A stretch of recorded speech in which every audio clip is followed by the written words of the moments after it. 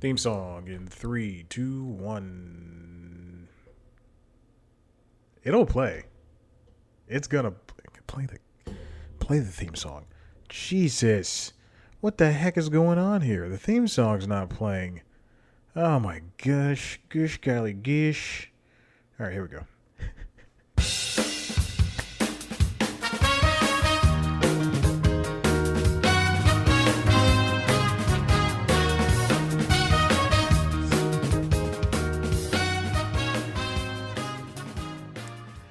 And welcome back to the Constitutionals Podcast. I'm your host, Chad White. If you didn't know, this is the premier podcast for the website c-comedy.com. Like I just said, it's a website. Go there. Sorry, I was trying to really pad that out because I needed to. Episode 198 here, Constitutionals Podcast. If you're watching this, oh God, I hope you are. I can't take something off this video. I hope it's not on the main video. If you're watching this, you will see that I am not messing around with the DSLR today. Just don't feel like it. Also, I don't think any of the batteries are charged. So I am using the webcam of my 2015 laptop to record. Let me tell you, Windows cameras on these laptops, not good. The one time I wish I owned a Mac. Boy, oh boy. This, let me tell you, this water I just took a sip of out of the U2 cup I got from, if you watch this video, God, you should be watching it because you're missing out. The U2 Experience plus Innocence Tour 2018. I got in California. The cup is recyclable. I will let you know that I did not buy anything at that concert. Except for that t-shirt that is 100% fake, 129,000% fake. But I did not buy anything at that concert. And when I was leaving, somebody left this cup in the cup holder, and I grabbed it, and I, rode the train from, wherever city back to San Jose to where I was staying.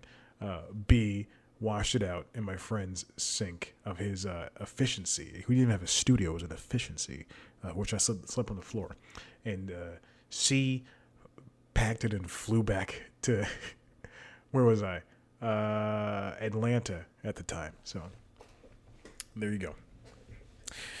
Episode 198, Constitutionals Podcast. We're here. Nova's taking a nap. She was outside earlier today. She was outside.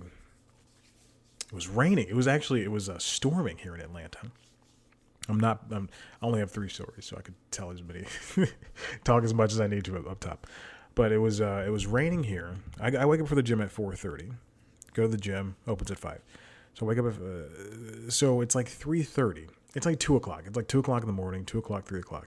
And before I lay down in bed around 9:30. And as I'm watching television, God, I just got a freaking text. I didn't want to get. As I'm watching television, I see flashes of light. And then probably 30 seconds later, half a minute, traditional time, you just hear just rolling thunder. And I go, oh, here comes that storm, because we're supposed to get storms. Here comes that storm, because of that storm. Go to bed, 2 o'clock in the morning. More thunder, wind, just everything's just going around. It's just going crazy, and then I'm waking up throughout the middle of the night, but it's like very light sleeping. I'm just tossing and turning. Even though I have my noise machine on, I did not put in the earplugs so I can get a full. I fell asleep to a Peloton meditation. I wake up, I turn, look at my the Google Nest Hub that is sitting on my nightstand as my thing, and it says 3 o'clock, 3:30, and I'm seeing the time encroach closer to 4:30, and every so often I wake up, and then I hear rustling, and I hear a meow, just like a loud meow, just like a curious, Papa, are you awake? I'm afraid. And she comes into my room. She starts. I have an extra claw tree thingy in there for her.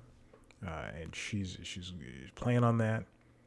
And then I have a little dust vacuum thingy, like one of the portable vacuums, and she's chewing on a wire. She chews on wires. She chews on boxes and chews on wires. She's doing the most, as the kids say, and it's truly annoying. And so she's chewing on this, and I can hear her. Because it's like her and the noise machine. The storm is now over, and all I hear is. So I like every so often I just get up and go, stop it right now. Just and then at some point she just hopped onto the bed, walked around on the bed, starts kneading, just what cats do when they're happy. She's kneading on me, she's purring, she's rubbing her head in my face, and then it's 4:30 and I have to wake up. And that was last night. This morning. I am so tired. I want to take a nap, but it is now 3 o'clock and I have to put the show out. I have to, for all 6 of the viewers. So here we are, 198. Just keep reintroducing. Just bring it back up. No, someone's talking. 198. Before this, I watched the trailer for the new Suicide Squad. So last week was that the Zack Snyder cut of Justice League. The last superhero thing I watched. When Flash eventually ends on CW, and which I can only assume at season 10, because I think it was renewed for 8. I am done with superhero stuff. No more. I am done with superhero stuff. But I did watch the Snyder cut because I was interested. And so leading up to that, I watched Man of Steel, then Dawn of Justice, and we're getting a phone call over here. Let me just turn that down. It sounds like it's a scam call. It looks like it's a scam call. And then, Jesus, turn it down, chat.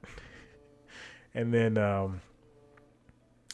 I watched Dawn of Justice, the Ultimate Edition, which is, again, another version of the Snyder's best version of that film. And then I watched the original Justice League, Joss Whedon cut. And I don't know this. And then and that was not good.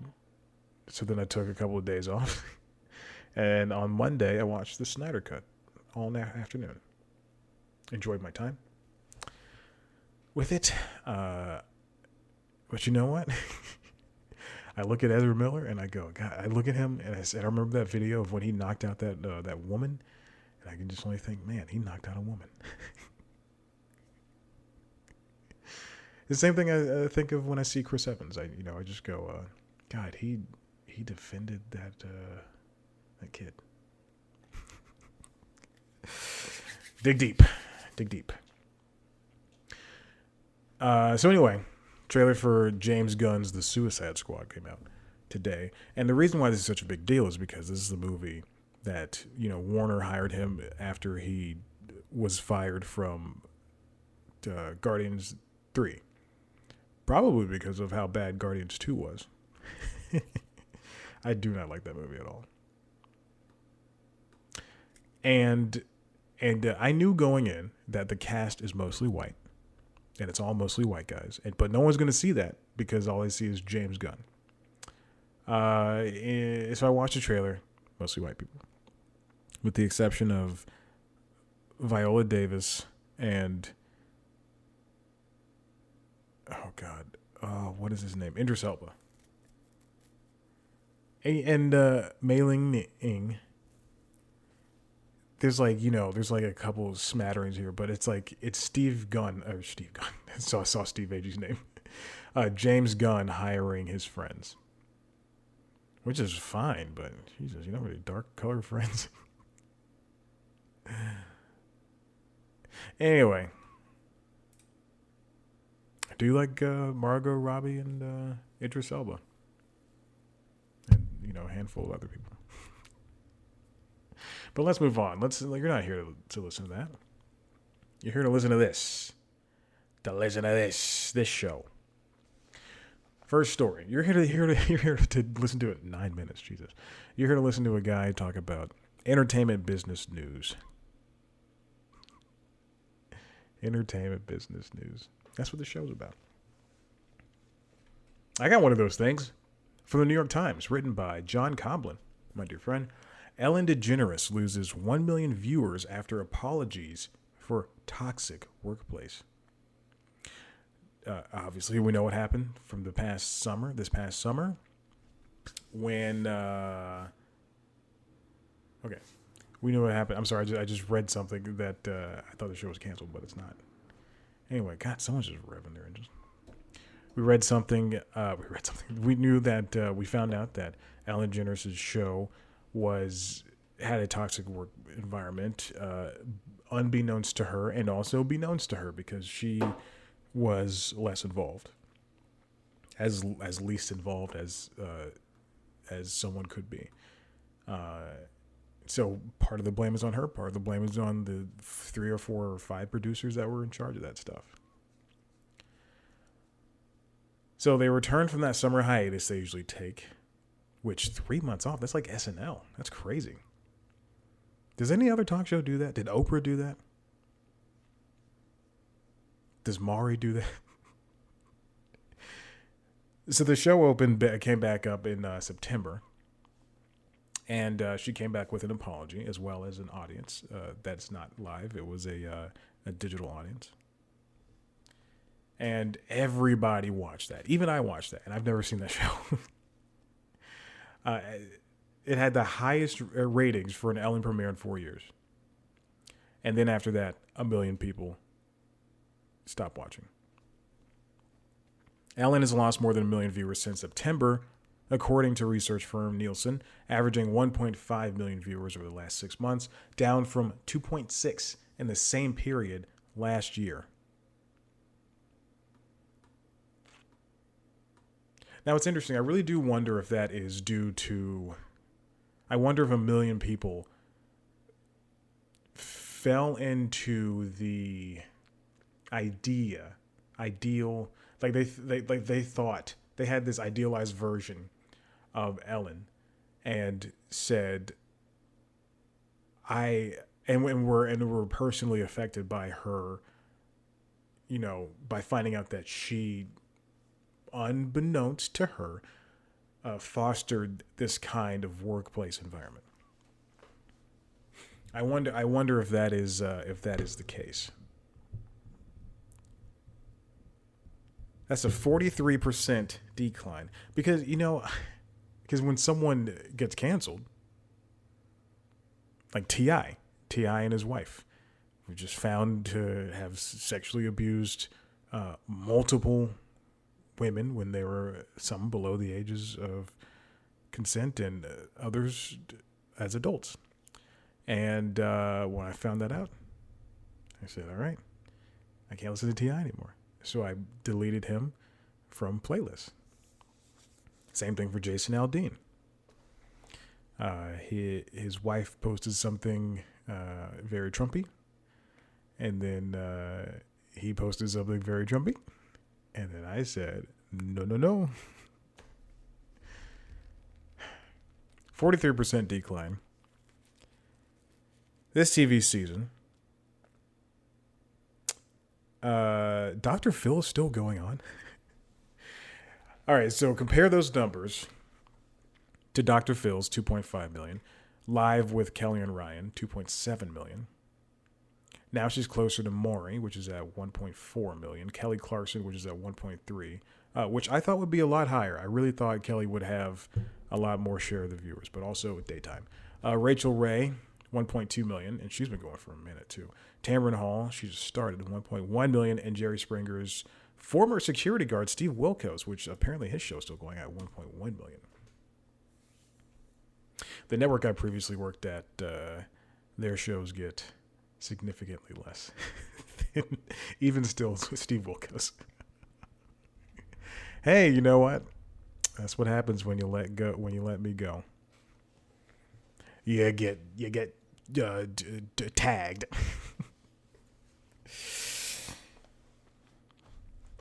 That's a 38% decline in her core audience, which is adult women under 54. Wow, holy crap. And it appears, this is the first time I'm reading this article, as appears to have put a dent in the show's ad revenue. From September to January of the 2019-2020 season, Ellen brought in $130 million from advertisers, according to research firm Kantar. That's fallen to $105 million for the same period for 2020 and 2021. That's a drop of about 20%. So you know that when a host, for instance, Tucker Carlson, is being a jerk off, and they say something, anything that he says, basically, then ad partners don't want to buy ad time, or they buy less ad time, but more importantly, they buy no ad time, which means that your show becomes this less coveted, thing. Because, like, if your show airs at 8 p.m. On a Monday through Thursday, and it's one of the highest rated shows on that network, and you lose ad share because of that, or because of what you say, then your show could be canceled. Ads are still very important. Very, very important. Super Bowl, Oscars, the rest. The show's going to come back, and I think it'll bounce back. I think people are they're blaming. They said, well, broadcast is down across the board, and COVID has been challenging for production. Yeah, that's boilerplate stuff. The show's going to come back. I think that they really have to show.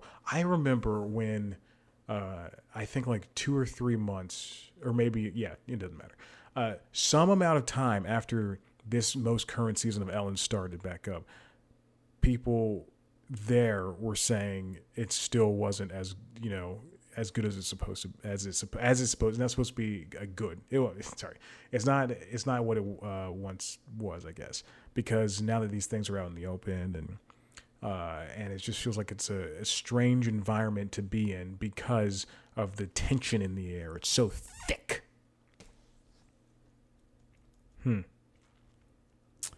Let's see.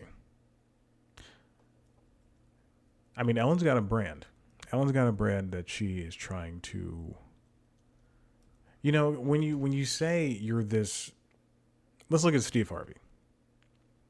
Steve Harvey, when it was announced, when it was revealed a couple of years ago, that he has this whole list of rules, like you can't look at him in the hallway, you have to knock on his door. If his door is closed, then you can't come in, and he doesn't like to be bothered at work, and don't talk to him and all this stuff.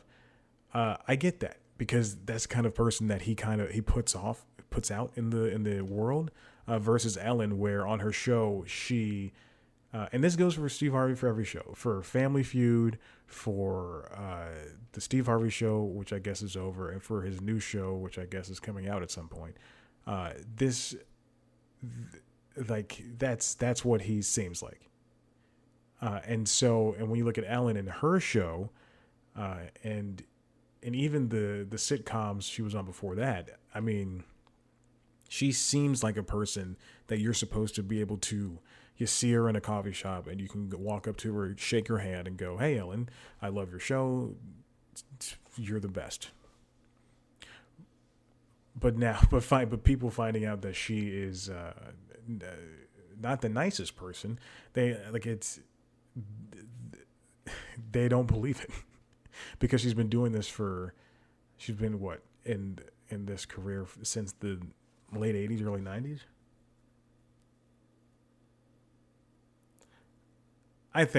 She's going to bounce back. People still seem to like her. People are still going to go on her show. And when she has that interview that you want to see, then it's still going to happen. Now, it would be really serious if we found out that Oprah was like this. I would go, Oprah, no. But I don't think she is. Somebody's awake and licking themselves. This next one comes from Engadget. I'm sorry, I was trying to find. I clicked off the website, and then I went, "Where is the thing? Where's the tab?" This comes from Engadget, written by R. Lawler, and we're gonna be clicking around to a couple stories, so pay attention. This WSJ. Microsoft is now in exclusive talks to acquire Discord. So it was rumored earlier this week, or last week, excuse me, that Discord, the primarily gaming focused chat app, was going to be sold to Microsoft, of all things. So on Discord, it's like gamer Slack with video. So you can do video, you can chat with people, you can have your own rooms, and it's all encrypted and secure. And it's a very slick looking app that I cannot, and there's voice too, cannot for the life of me figure out how to work. Also, you probably have to have friends who use it. So you can't just join a conversation, which I wouldn't want to do anyway. So last week, VentureBeat and some other places, VentureBeat and Bloomberg, said that, I'm going to read the VentureBeat article, said that that Discord is worth more than $10 billion. It might be. Now I'm putting "might" in front of all this stuff. It's worth more than $10 billion. Discord actually raised $140 million in September and had a $7 billion valuation. That's based on Discord is a tech unicorn, like every other tech stock out there. It's a tech unicorn, and it's a way for people to not use Xbox Live or PlayStation Network or Nintendo Voice Chat. That's a podcast. Nintendo's app to talk to people. It's just an easier way to connect, an easier and more secure and more reliable way to connect. So, Microsoft is in talks to buy them. Buy them out, using the words advanced and exclusive. This comes from Wall Street Journal. The talks could fall apart, and that has been part of the conversation for the entirety of this. They've always said the talks could fall apart. We're trying to go to Wall Street Journal over here on the Apple News app, because baby, I got Apple News for 6 months, and God bless it, I'm gonna use it. You know, unfortunate is that you can't search for specific things. You have to scroll through the sections. In particular, for Wall Street Journal. Again, didn't pay for it. Shout out to Verizon. All right, well, I guess it doesn't matter. So why would this be a good move for Microsoft? Well, Microsoft is in the acquisition business. And rather than worry about making software with their limited first-party studios, they have been focused on the hardware aspect, or the lack thereof, especially with the cloud stuff. So I think I talked about it last week, the Microsoft xCloud, which I bought that wireless controller and I plugged it up to my phone, and bada bing, bada boom, I'm playing Game Pass games. I'm playing games from my Xbox on my phone, and it's all a part of that little subscription they have. I mean, Jiminy Christmas. Also this week, Amazon Luna, which is their cloud gaming thing, I got an email about joining the beta program. So I joined it. 7-day trial. Jesus. And also, that controller I got doesn't work with anything but Xbox stuff, Android or Xbox. That's it. That's all it works. And then, I mean, not even the Xbox console. I mean, it works only on Android. So you have to have an Android phone, and it works only with the Xbox app. It doesn't work with any other app. And trust me, I've tried upwards of 0. But it only works with Xbox. And so why would you buy that? I would rather have spent $60 on another, which I've already done, on an Xbox core controller, the new version that comes with the what's it called? The Series X, and it works on Xbox One. But also iOS and Android and literally everything else. Ridiculous. 24 minutes. 24 minutes, ridiculous. So why is this pertinent? Why is this a good idea for them? I mean, they have the cloud. They're making the Xbox brand. It's a thing. Earlier this week, it was announced that they're changing Xbox Live to Xbox Network. They want to make Xbox synonymous with technology and not just gaming. Whereas PlayStation, Nintendo, that's just gaming. Although I think there's a PlayStation Arena somewhere. And this would be really good. This would be really good because then they could turn Discord into, they can implement that directly into the Xbox app and inside the Xbox itself. Again, I do not play online games. I play single player games. That's it. I don't want to talk to nobody. I don't want to see nobody.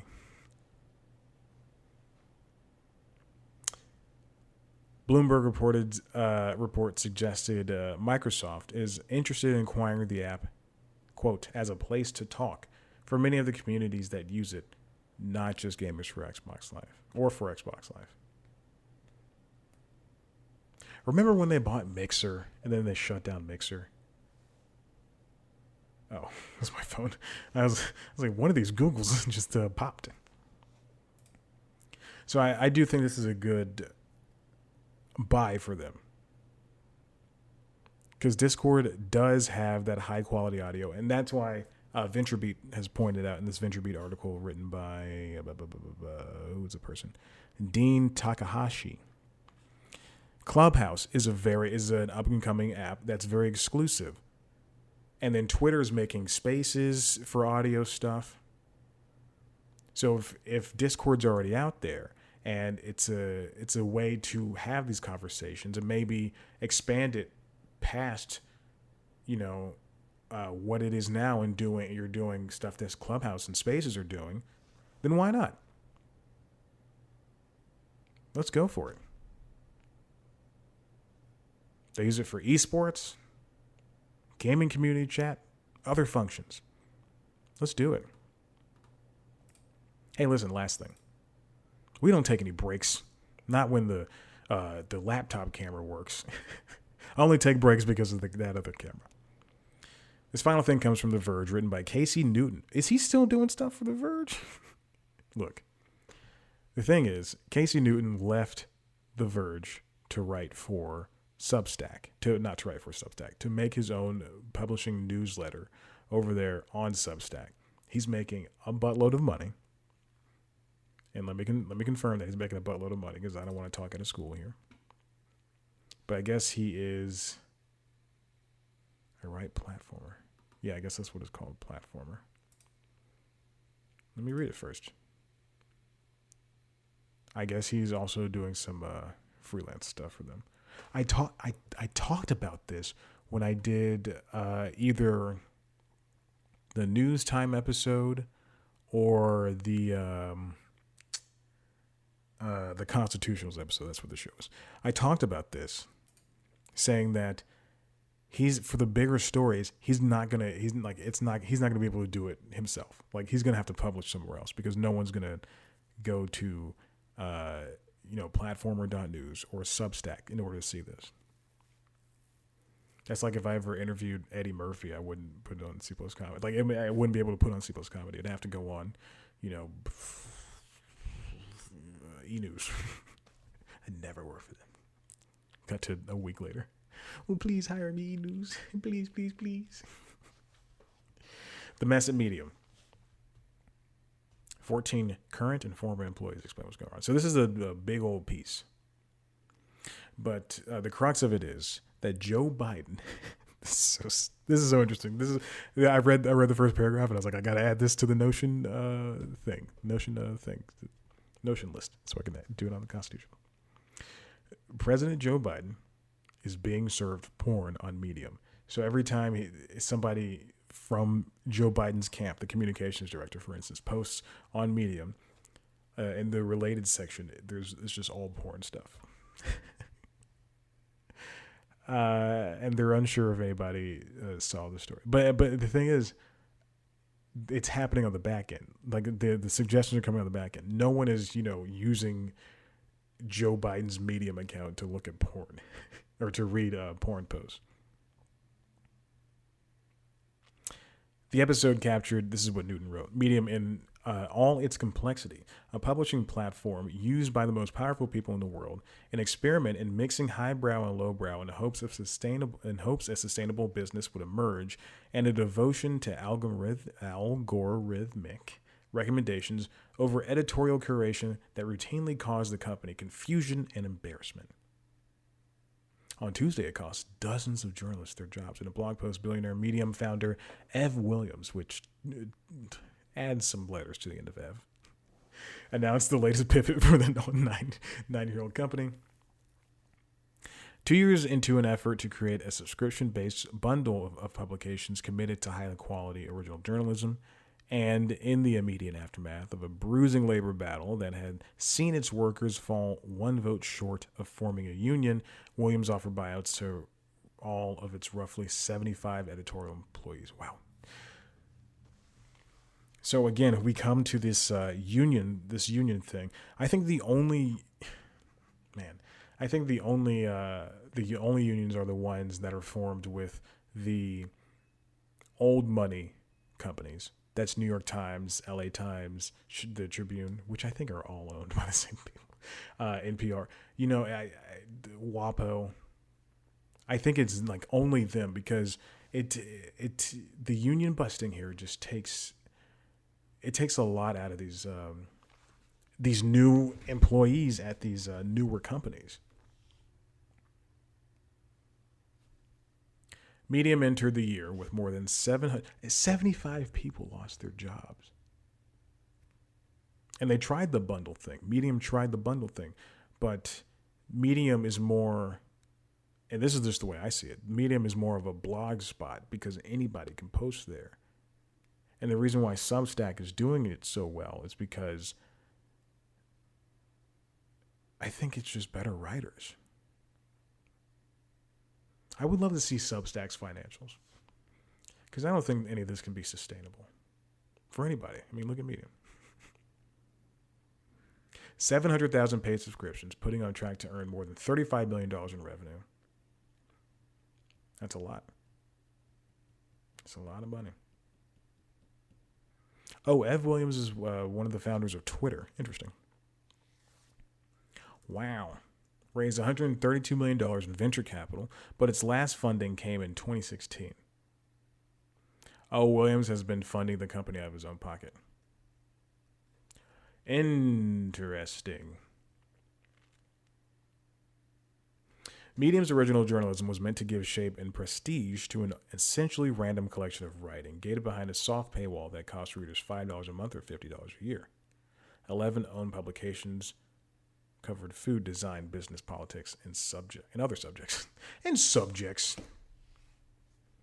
But in the end, frustrated that Medium staff journalist stories weren't converting more free readers to paid ones, Williams moved to wind down the experiment, throwing dozens of journalists' livelihoods into question, just as he had in 2015 when he laid off 50 people amid a pivot away from advertising on the site. And that's what I was thinking about. They're things like, okay, how is Substack pulling in money? Because they're paying a lot of people. Some people, they're paying them up front just to publish on the site entirely. But they're making money based off of the idea that anybody can bring their audience, Casey Newton from The Verge, bring that audience to his own Substack, and then that person will give them 11% of what they own, of what they make. What if that what is her name, Heather something? If that Heather woman who has like the highest paid Substack, she's making like $1.5 million a year for if she keeps the subscriber numbers, and then she'll be paying out. I don't know the math. What's 10% of $1 million? $1 billion. I have only seen that movie once. But man, oh man, could I pull that one reference. And it was barely even that. The Social Network, that's the movie I was talking about.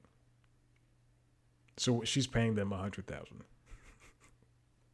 or 150,000 if it's 1.5. So she's doing that, and then let's say there's another $1 million Substack out there, and there's 5 more $1 million Substacks, and they're all paying $100,000 back in revenue to Substack. How do you do this without ads? Just gain more subscribers, I guess. I mean, that's the only thing I can think of. Wow. Medium it's the original version of what Substack. I mean, it's like, it's like Snapchat to Instagram. Snapchat came first with the stories and all that stuff. Instagram comes back, makes it better. People stop using Snapchat.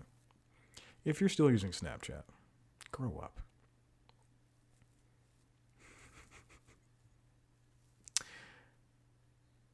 Medium, this is how Medium planned to answer Substack. Medium would pay advances to high-profile writers, including The New Yorker's Susan Orlean and antitrust crusader Tim Wu, to encourage them to post regularly on the platform. That's what Substack doing later. As with its journalism, Medium did not market the program's existence or the writing of the participants, and it's unclear whether Williams considers it a success. Wow, one source said that Orlean from New Yorker was paid $25,000 to write occasionally on the platform, compared to the $250,000 that Substack gave Matt Iglesias, and a small number of other high-profile writers. I think I know Matt Iglesias. That last name looks incredibly familiar. He is not. Oh, The Atlantic. Yeah, I know him. Yeah, okay. I mean, that's what happens when you're funding these things out of your own pocket, because you're not getting. I mean, their last capital came in 2016. Can you imagine that? Being your last valuation while, Vice is being funded by Disney before it's being devalued by Disney. That's not funny. I think it's funny, but it's not funny. Vice had all the money in the world. Disney, a bunch of other companies, Facebook, just a bunch of other companies invested in Vice. And then a couple years later, these scandals, it's wrought with scandals. The upper management is full of trashy guys who are, either treating women poorly, treating writers poorly, I think assaulting women. And then Disney starts selling stakes.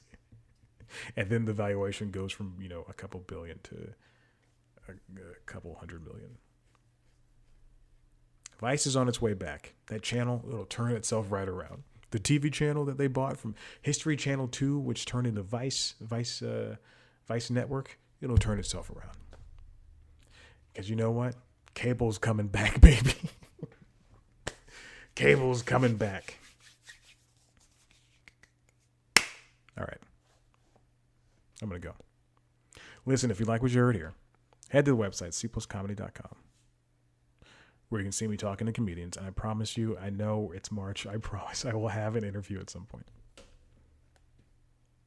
Where do you go after Chris Gethard? Up. And then, let's see, what else? Sorry, I was answering this text message. I'm a busy guy. If you want to see a video version of this show, youtube.com/C+comedy, where you can see me sitting in front of a couple of 2 bags of Cape Cod chips, a bag of Snyder pretzels, some Boom Chicka Pop, caramel corn, obviously, and Whole Foods 365 sour cream and cheddar. Wait, white cheddar and cheese? Is that what it is? Anyway, my favorite bag of chips. Okay. Also on youtube.com/comedy, you can see our premiere show News Time, where every week I sit down with a topic and I try to dissect it. This week's episode is about stop AAPI hate. I've been saying APPI all week. Stop AAPI hate. How it goes Hollywood. It's a very funny episode. It's very good. So, no,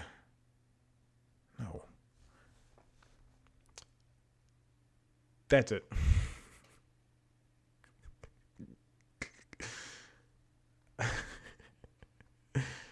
This week's about it's a good episode.